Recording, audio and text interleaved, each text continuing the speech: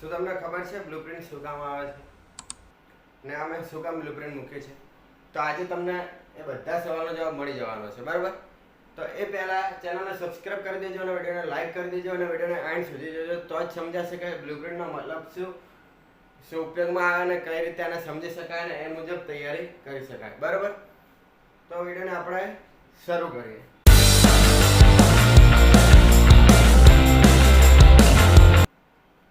તો હેલો વિદ્યાર્થી મિત્રો, હું છું પ્રતિક પંચાલ અને ડિટેક્સ એજ્યુકેશન યુટ્યુબ ચેનલમાં તમારું સ્વાગત કરું છું.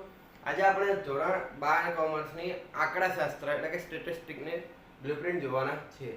હવે બ્લુપ્રિન્ટ એટલે શું? તો બ્લુપ્રિન્ટ એટલે એવી વસ્તુ કે જે વિદ્યાર્થીઓને 90 ની ઉપર, 95 ની ઉપર કે 80 ની ઉપર માર્ક લાવવા છે, અથવા જેને એવું કે મને આ ચેપ્ટર નથી ફાવતા, તો હું જેટલા ચેપ્ટર આવડે છે એ મુજબ તૈયારી કરું તો મારે કેટલા ગુણ આવે, તો સંપૂર્ણ સોલ્યુશન આની અંદર તમને મળી જાય. ધારો કે તમને સ્ટેટની અંદર બીજા ભાગનું પહેલું ચેપ્ટર ન આવડ્યું, બરાબર, પણ બીજા ચેપ્ટર આવડે છે, તો એના ઓપ્શનમાં અમુક ક્વેશ્ચન કાઢીને તમે નક્કી કરી શકો કે મારે આટલા તો આવી જ જશે જો આ ચેપ્ટરના હું દાખલા કે સવાલ જવાબ નહીં ગણું તો, બરાબર? તો એ મુજબ હોય છે, દરેક વિષયમાં હોય છે. અકાઉન્ટ, સ્ટેટ, ઇકો, બીએ, આટલા વિષયમાં જે મેઇન વિષય હોય, એસપીસીસી, દરેક વિષયમાં હોય છે. ગુજરાતી, અંગ્રેજી અને કોમ્પ્યુટરની અંદર હોતી નથી, બરાબર? તો હવે આપણે વિડીયોને શરૂ કરીએ. તો તમને સ્ક્રીન ઉપર દેખાતું હશે કે ધોરણ 12 કોમર્સની બોર્ડ એક્ઝામ ન્યૂ બ્લુપ્રિન્ટ. તો ન્યૂ બ્લુપ્રિન્ટ કેમ? તો જો તમને ખબર હોય તો કે આગળના વર્ષે થોડો ફેરફાર થયો હતો જનરલ ઓપ્શન વાળાને, બરાબર? ને જો તમે આગળનો વિડીયો ન જોયો તો જોઈ લેજો. એની અંદર અકાઉન્ટ એટલે કે નામના મૂળ તત્વોની બ્લુપ્રિન્ટ મૂકેલી છે અને પીડીએફ પણ તમને થોડા દિવસમાં મળી જશે. તો આંકડાશાસ્ત્રની બ્લુપ્રિન્ટ શું ઉપયોગમાં આવશે? તો જે પહેલો ભાગ છે એની અંદર 4 ચેપ્ટરો છે. તો એ 4 ચેપ્ટરો એવા છે કે જે વિદ્યાર્થીઓ થોડાક નબળા છે તો ખાલી 4 ચેપ્ટર કરશે કડકડાટ કમ્પ્લીટ તો પણ એને 50 જેટલા ગુણ આવી જશે, 50. અને ગણતરી કરશો તો એના કરતાં પણ વધારે થશે જનરલ ઓપ્શન સાથે, બરાબર?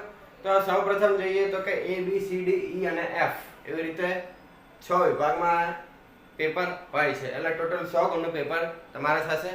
પહેલો વિભાગ MCQ, બીજો વિભાગ VSQ અથવા PYQ પણ તમે કહી શકો છો.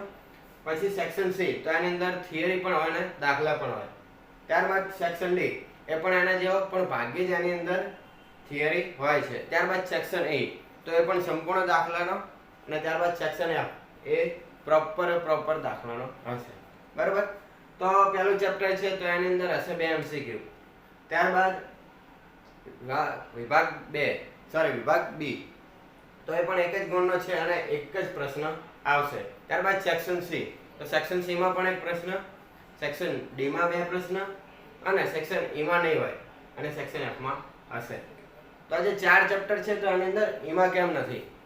તો જે પહેલો વિભાગ છે, ભાગ 1 તમે કહી શકો એ, તો એની અંદર E સેક્શનમાં દાખલા આવતા નથી, પરંતુ બીજા ભાગમાં આવે છે.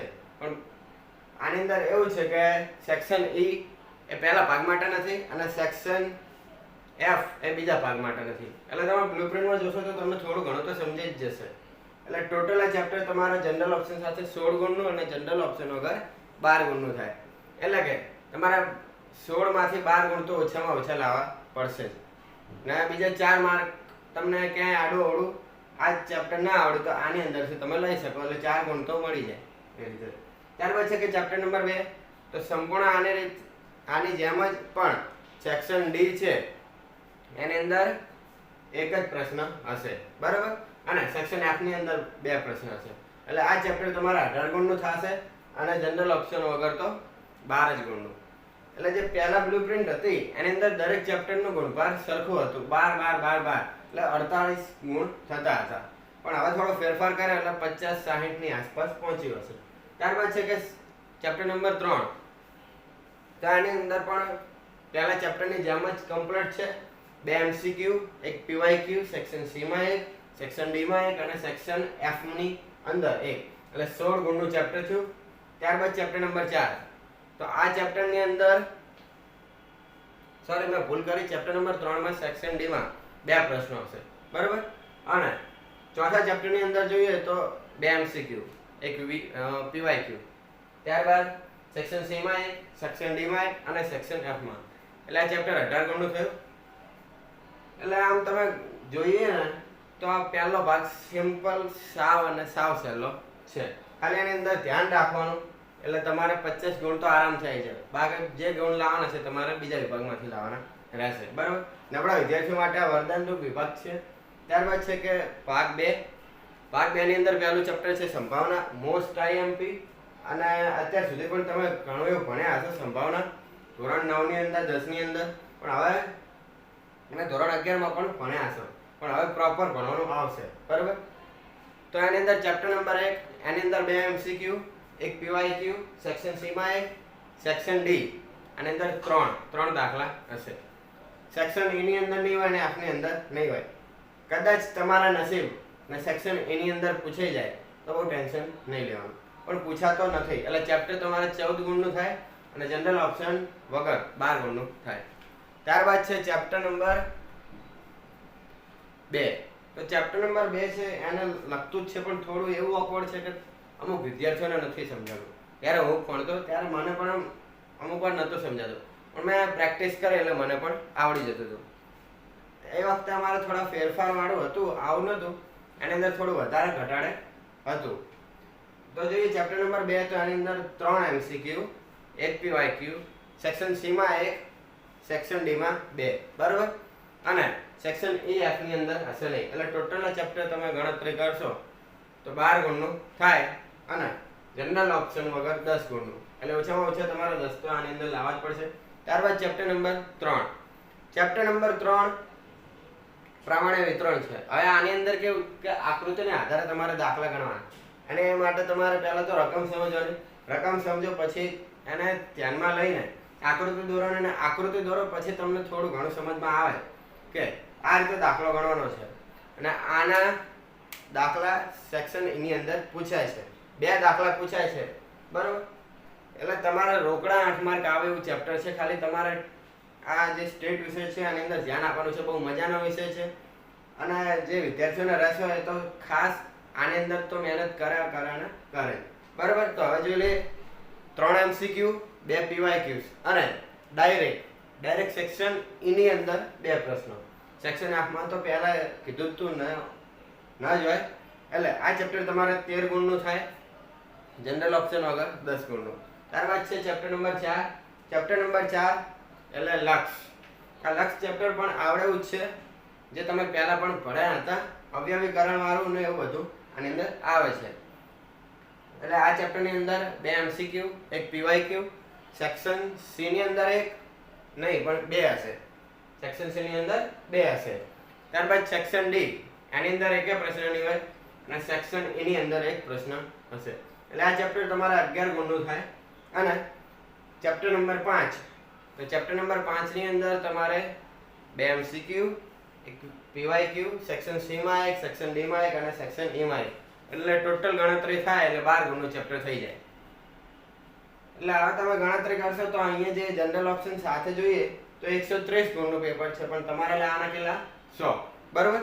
100 ગુણ તમારે લાવવાના છે. પહેલા ચેપ્ટરના જનરલ ઓપ્શન વગર 12 12 ને 12. પહેલા 4 ના 12, ત્યારબાદ આમાં પણ 12 અને બીજા જે 4 ચેપ્ટર છે આની અંદર 10 10 10.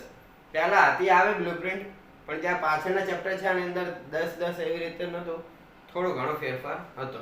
બરાબર. તો હવે તમારે આ રીતે મહેનત કરવાની છે અને તમે ભણશો તો તમને ખબર પડશે કે કયું ચેપ્ટર મારા ઓપ્શનમાં કાઢવું અને કયું ન કાઢવું. તમારી આવડત ઉપર, તમારા જ્ઞાન આધારે, તમારી યાદ રાખવાની શક્તિને આધારે અને તમારી લખવાની ટાઈમિંગ મેનેજમેન્ટના આધારે તમે નક્કી કરી શકો કે મારે આ ચેપ્ટર દાખલામાં લેવું કે ન લેવું, પ્રશ્નમાં લેવું કે ન લેવું, અને મારે 100 ગુણ કેવી રીતે લાવવા. બરાબર. તો હવે સેક્શન વાઇઝ જોઈએ તો કે સેક્શન એ 1 ગુણનો હોય છે. 20 પ્રશ્નો હોય, વિષય 20 નો 1 ગુણ એટલે 20 ગુણનો સેક્શન થયું. ફરજિયાત છે આની અંદર બધા MCQ કરવા જ પડશે. બરાબર. ત્યારબાદ છે કે સેક્શન બી. સેક્શન બી ની અંદર 1 ગુણનો જ હોય છે પ્રશ્ન અને 10 પ્રશ્નો હોય. એટલે આ 10 ગુણનો સેક્શન થયો. આની અંદર પણ કોઈ ઓપ્શન હોતો નથી.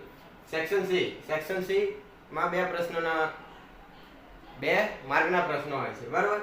તો એની અંદર તમારે 18 ગુણ હોય જનરલ ઓપ્શન સાથે અને જનરલ ઓપ્શન વગર 14 એટલે તમને 14 ગુણ તો ફરજિયાત છે કે લખવું જ પડશે. 18 ગુણ સુધી તમારે ઓપ્શન હોય છે, એટલે 4 વધારાના કે 4 માંથી તમારા પ્રશ્ન ગોતીને લખી દેવાનો, તો તમને જે ખૂટતો માર્ક હોય મળી જાય. ત્યારબાદ છે સેક્શન ડી. તો સેક્શન ડી ની અંદર 3 ગુણના પ્રશ્નો હોય છે.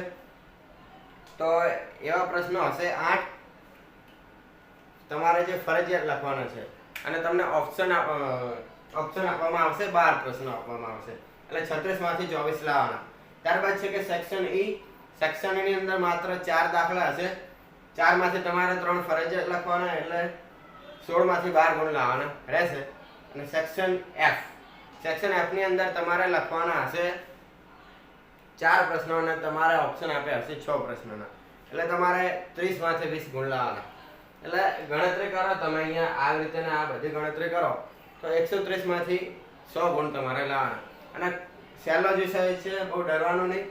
ને આમાં તો તમારી સાથે છીએ, તમને ભણાવતા રહેશું, શીખવાડતા રહેશું. મોસ્ટ ટાઈમ જે દાખલા હશે એ પણ તમને જણાવીશું.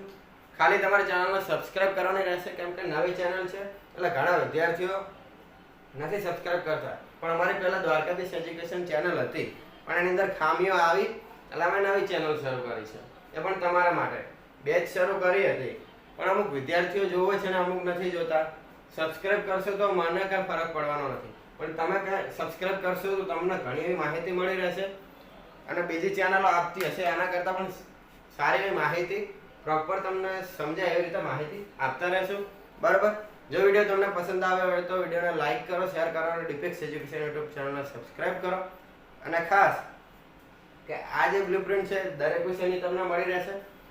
તો આની જે લિંક છે પીડીએફની એ ડિસ્ક્રિપ્શનમાં છે, તમને મળી જ રહેશે ત્યાંથી. બાકી અમારી ટેલિગ્રામ ચેનલમાં જોડાઓ, અમારા વોટ્સઅપ ગ્રુપમાં, વોટ્સઅપ ચેનલમાં જોડાઓ, તો તમને બધી માહિતી બધું પ્રોપર રીતે મળતું રહેશે. અને તમારે 100 જે દરેક વિષયમાં 100 ગુણ લાવવાનો જે રેશિયો છે, ટાર્ગેટ છે, ત્યાં સુધી તમે પહોંચી જશો. બરાબર.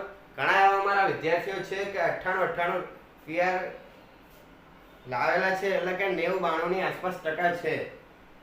થોડાક દિવસોમાં આપણે એ પણ દેખાડશું કે કયો વિદ્યાર્થી હતો, એ પણ આપણે તમને દેખાડતા રહેશું. બરાબર. તો અહીંયા અમારો વિડીયો પૂરો થાય છે. જો તમને અમારો વિડીયો પસંદ આવ્યો તો વિડીયોને લાઇક કરો, શેર કરો અને ડિપેક્સ એજ્યુકેશનને સબસ્ક્રાઇબ કરો. તમારો વિડીયો જોવા બદલ આભાર. આવતા વિડીયોમાં ત્યાં સુધી take care, best of luck. જય હિન્દ, જય ભારત.